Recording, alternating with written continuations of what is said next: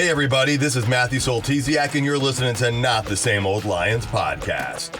Using my sportscasting background, I speak with a variety of guests and interview key players to gain more insight on what makes this team go. As the Detroit Lions enter a new gritty era, we'll look beyond just the kneecaps when it comes to the analysis. Welcome to another episode. Today we're going to take a look at some of the rumors surrounding the Lions, the football combines, and other news that might be impacting Detroit. I'm joined by Coach Jerry Angers, named Michigan High School Coach of the Year, as well as Coach of the Week by the Detroit Lions. He's also mentored numerous players at the college level and some all the way to the NFL. Good to have you here, Coach. Great to be here, Matt. Well, let's start with these rumors we keep hearing. It's that time of year that it's rumor central. Right. Everyone and their brother is talking about things.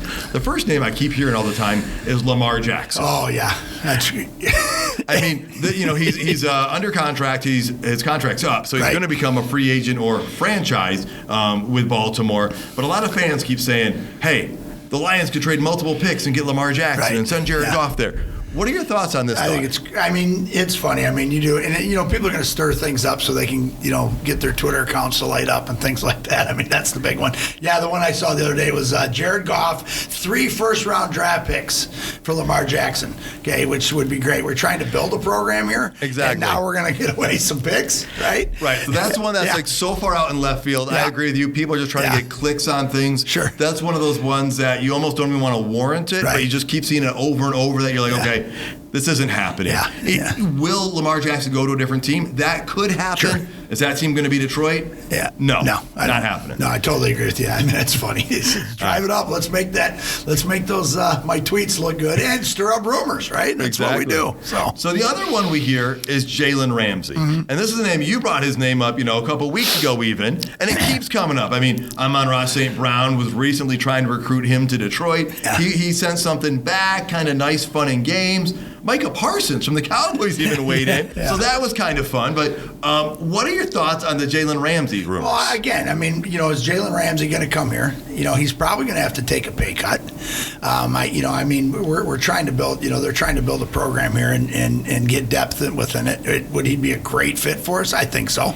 Would he be a great leader for us and help our DBs, our younger DBs? I think so. But, what's the cost in the end? I mean, it's the Lamar Jackson thing, right? Right. I think the cost is exactly it. Jalen Ramsey set to make $17 million this year. Only Darius Slay has a bigger contract than him. And at some point, you're going to have to pay some guys some more money, and that makes sense. But you don't trade for a very expensive player and give up draft picks if you're trying to build something. Right. And I agree. And I mean, and again, we've Holmes has done a great job with the lower part of the draft order, and let them develop some of those guys. We still have some young bodies in there, but you're right. I mean, hey, if we get Ramsey and Lamar Jackson, we just lost half our team. I mean, right? I mean, and plus, where's our salary cap? Exactly. So, but I would love Jalen Ramsey on our team. Make no mistake. Mm-hmm. Would I want a high salaried person and giving up some high draft picks to make that happen? No. Yeah. I would rather have the Lions go after like Jamel Dean from Tampa or even James Bradbury from Philadelphia, right? They might not be quite at the same peak as Ramsey, but they wouldn't cost quite as much. No. And they wouldn't cost draft picks, and they would be very solid starters on our defense. Bradbury, I believe, has had over 1,000 snaps and hasn't missed any time. I think I was reading on that and again, those are the ones. Hey, and I think that's what the Lions are going to look at too. And again, will we take Ramsey? Sure, in a heartbeat. Come on. We take those other guys too. And I don't want to count anything out. I mean, we'll count Lamar Jackson out, but will I count Ramsey or even these other guys out? No, because the Lions, they have made splash moves in the past. Last year, I was hoping we would get an upgrade at wide receiver, and I thought DJ Shark was not even an opportunity, like even a possibility. And we got him. His season didn't go the way he or anybody would have wanted, but it finished strong, and able to get him was great. And who was thinking the Lions were going to trade up and get Jamison Williams last year when they were watching that draft? Yeah, none of us. So Holmes will make that splash move, but it's got to be the right splash move. Yeah, I told you, that's a great call on that. And we're getting into a situation now where we can start adding bodies and letting some of the guys, and again, if we have to go with the young corner, we go with the young corner, and we just make our defensive line that much better. We talked about that before, so I agree. He's going to make his splashes, and he's not going to hurt the team making those splashes. He's only going to help it. Exactly.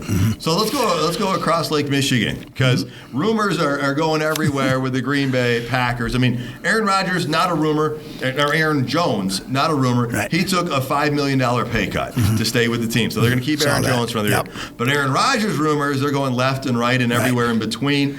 What are your thoughts on the Aaron Rodgers rumors? I've got a couple of my own. Yeah. I mean, we probably are going to agree on most of it, but I think he's overworked his welcome, overworked his power, overworked his athleticism.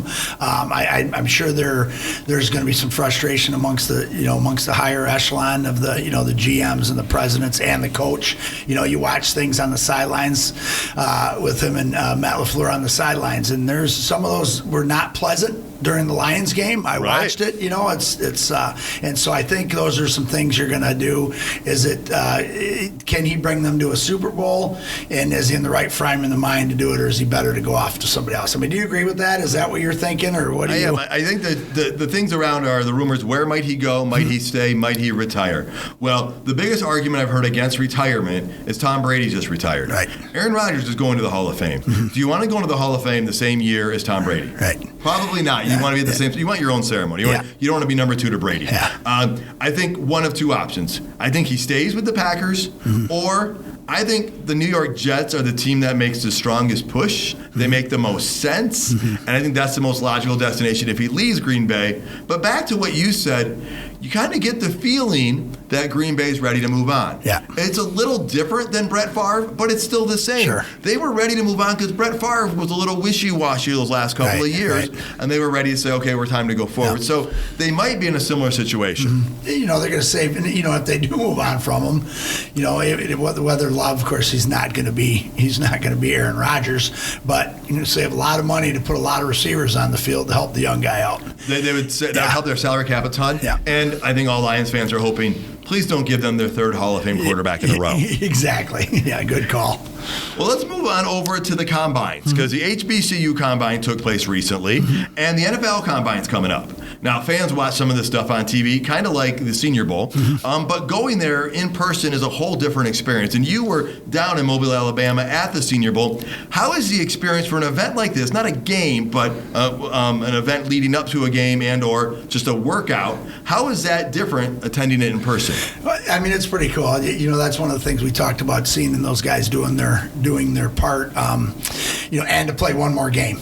Let's go with the Senior Bowl. We talked about that. So, they're getting the individual workouts. They're watching them in drill work. Then, of course, they go into a game. And of course, in the drill work, there's a lot of one-on-ones and stuff like that where they're working against each other. The combine, on the other hand, is they're in tight shorts and they're seeing how fast they are and how strong they are. And of course, the biggest thing with the and I saw at the Senior Bowl, all the scouts are there. And there's a few head coaches there. I mean, I talked to a few of the, and some D coordinators there, Wink Martindale, and I talked to him a little bit. And so you're going to see those guys. But then at the combine, it's more of the upper brass. The Brett Holmes and the Dan Campbells and the coaching staff are going to be there, because at home they can watch the scouting staff and stuff can watch everything at home from the combine. And those guys are there basically for questions and answers. So you got the GMs, the head coaches. They're kind of looking maybe for that culture fit. Yes. So I was going to say, obviously, as you kind of mentioned, the NFL, they measure everything at these combines. They're looking at speed, to strength, to accuracy. And as you mentioned, they have a ton of interviews. So it's not just the scouts that are there looking at things. It's the GMs and the head coaches. What are they looking for? Well, and I think that's the thing is, and again, certain teams do it each way. They all have their way of doing it. But, they're looking for that guy that, hey, we watched him on film. He's a great linebacker. He's a great cornerback. But how does he, when we put him through or answer these questions or have an interview for him, what's his MO? What's he leading? Is he a team player, or is he an individual coming to a team? We saw that in the draft last year. We don't need to talk about that, but and so that's what I think they're looking for in those situations. Matt, is they know what the guy can do on the field because they got film on him. They know what the guy can do on the field because now they're watching him run. Is he a true 4.5? Is he a true 4.45? How does he break? How's his breaks on receiving? How's his linebackers? Is he coming downhill? Does he compete? He's a running back. He fumbled the ball. Did he continue to run to the end zone? There's a lot of things going on right there. It's the final touch, and they're getting their evaluation part on that. So, from that standpoint, I mean, do you think that and going back and forth, do you think that the combine is more important than the bowl games and vice versa? Well, I don't know that I'm going to say it's more important, but like you said, it's different. It's important for a different reason, because I think this is where you could argue Brad Holmes has made his money, right? He identifies those people. He found Amon-Ra St. Brown. He knew he was there, and somehow, this is the thing, everyone says, well, he got him late. My question is, how did Holmes know other teams weren't going to draft him earlier? I don't care if you can recognize talent and grab it in the 6th round or the 5th round because you thought it was a 2nd round talent. Right. How did you know that other teams didn't see that talent? And that's the magic part of it. I think, we saw James Houston. He came out of, was it Jackson State? Jackson State, yep. And so that's another perfect example of a lot of people overlook this guy, but Brad Holmes, Dan Campbell, they identify these people. Right. So I think there's going to be a lot of exciting things to look at when it comes to the combines. And it's great. I mean, you look at it, everybody's rating them. PFF's got them all rated, whether it's a free agent guy or whether it's a draft guy. And so, and again, it's an eyeball test. That's what those coaches are there for in Indianapolis. It's an eyeball test. Right, because we all know there's no 100% guarantee coming out of college that things transfer over. Yep. We've seen it so many times. It's an inexact science. Yep, that's great call. I like that one. Inexact, yep. And let's just pick it and hope it works. Right. I like it. So it'll be interesting. We'll keep our eye on the combine as that's coming up. So let's end with one more report that's just come out recently, and that's about Calvin Johnson. Is that he and the Lions, their relationship is starting to mend. It's starting to thaw out, the separation. It's really encouraging to me. What are your thoughts on that? Look at how good he Megatron. That's all you need to say. And I think that's showing you. What's the name of your show again? It's not the same old Lions. Not the same old Lions. Barry Sanders is involved. Chris Spielman is involved. Megatron is involved. Lomas Brown is involved. You're talking about the guys that are huge names, Pro Bowl players, or in Lomas's case, a Super Bowl winner with another team, and they're coming back because they're going, I want to be a part of what Brad Holmes, Dan Campbell, Rod Wood, and the rest of them are putting together. And that's why we're running this show. Well, and I think it's also really important for the Lions organization to make this happen. I remember when Barry Sanders retired, right? And there were some issues there, and the relationship wasn't super cozy. I was at his Barry Sanders Hall of Fame induction down in Ohio. And while it was attended well by Lions fans, I don't know that it was the same fanfare it could have been if he had had a better relationship with the Lions at the time. It took some time, but he was able to come back. They were able to make amends, and now you see Barry Sanders involved, and that's a win-win for everybody. The organization, the fans, for Barry Sanders, we love it, and I think Lions fans are just excited to see Megatron coming back because he does have something he can give to us and provide, and he's got a lot of value. He has had tons of experience. He can provide that to players on the field and or just continue to help build as an ambassador to the Detroit Lions. Oh, totally agree. And and again, you're looking at probably one of the best receivers, if not the best receivers of all time. There's how many kids are in the backyard saying, I'm Megatron. No, I'm Megatron. And I think that's one of the things that it's going to help build a relationship back. It's going to help him walking in the building. It's going to help these new, young receivers, old receivers, any receivers that are going, man, I'm with the Lions. I want to meet Megatron. And why wouldn't you not want to meet him? So. And, Calvin Johnson can also share how he grew from a rookie to a second year to a third year. Yeah. And he can help a lot of these young guys. Yeah. Even Amon-Ra St. Brown and Jamison Williams, because Megatron lived through that. We saw him change a lot when some other players came into Detroit as well. So I think that experience is going to be great for the young receiving core and a lot of the players that come into the building. Yeah, totally agree. And it's going to be fun to watch it. Plus, it's there's still fans out there that are going to come just to see him standing on the sidelines. That is true as well. Yeah. Well, folks, we're also going to be monitoring the franchise tag as we move towards free agency, and that gets closer. There's a number of running backs that could fall into this category, so it'll be interesting to see if any of those running backs do get franchised. We, of course, have Jamal Williams as a running back who's a free agent. There's also going to be some possible quarterback changes with other teams. We'll look at those because that could also affect the top of the NFL draft, and that could affect the Lions' options at number 6. Now, we don't think the Lions are going to necessarily draft a quarterback at 6, but there could be some trade-up partners. There's going to be a lot of things to look at for there. So we'll keep our eye on that as well. Coach, great having you on the show as always as we analyze the Detroit Lions. Love it. Again, anytime we can talk about the Honolulu Blue and there's no football. Well, there is football on, though. We got the XFL, USFL, PFL. We got everything. I mean, it's awesome. So I love it. There's so many games out there to watch right now. And, of course, we got rewinds, reruns, too. So. Yeah, we can watch some of those old games. Love watching that Lions-Packers game, both of them this year. Yes.